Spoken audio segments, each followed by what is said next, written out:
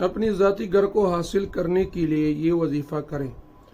اور اگر کسی شخص نے دوسرے شخص کو قرض دیا ہو اور وہ نہیں دے رہا تو اپنی قرض کو حصول کرنے کے لیے یہ وظیفہ کیا کرے، انشاءاللہ گھر بھی ملے گا اور قرض بھی وصول ہوگا۔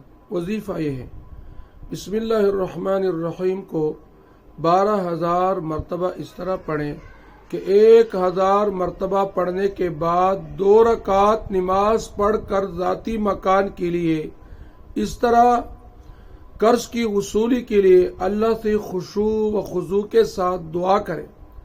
اس کے بعد پھر 1,000 مرتبہ پڑھ کر یہی عمل کریں اور اس طرح 12,000 مرتبہ پڑھیں، اور ساتھ ساتھ حسبنا اللہ و نعم الوکیل بھی کثرت سے پڑھا کریں۔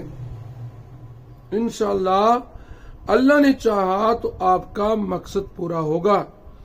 اور اسی طرح اپنی ذاتی گھر کی حصولی کے لیے وضو میں جب آپ پیر دھوئیں تو یہ دعا پڑھیں، اللہم اغفر لی ذنبی ووسع لی فی داری وبارک لی فی رزقی۔